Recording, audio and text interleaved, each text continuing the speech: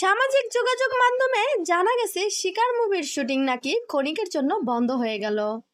কিন্তু কেন এই সিনেমার শুটিং বন্ধ হলো, চলুন বিস্তারিত জেনে নেওয়া যাক। ইতিমধ্যে দেখা গেছে তাদের নাকি পাহাড়ে শুটিং করতে কোনো একটা প্রবলেম হয়েছে, তার কারণেই ক্ষণিকের জন্য শুটিং বন্ধ আছে। এদিকে অপবিশ্বাস কিন্তু ঘোরাঘুরি নিয়ে বেশ মজা মাস্তি করতেছে। তাকে দেখা গেছে ঝর্ণার পানিতে তিনি গোসল করছে, আর তিনি বলেছে নাচানাচি করতে আমার এখানে খুব ভালো লাগছে। কিন্তু দুঃখের বিষয়, সিনেমার কাজ বন্ধ হয়ে গেছে।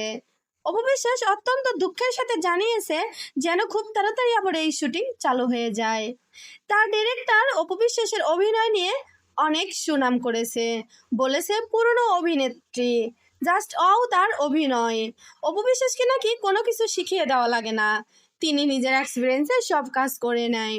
ডিরেক্টর তার উপরে অনেক খুশি। ভালোই চলছিল মুভিটির শুটিং, কিন্তু ইতিমধ্যে কি এমন ঘটনা ঘটলো যে বন্ধ হয়ে গেল তাদের শুটিং। বন্ধুরা, ভিডিওটা কেমন লাগলো? পরবর্তী ভিডিও পেতে চ্যানেলটি সাবস্ক্রাইব করে রাখুন। ধন্যবাদ।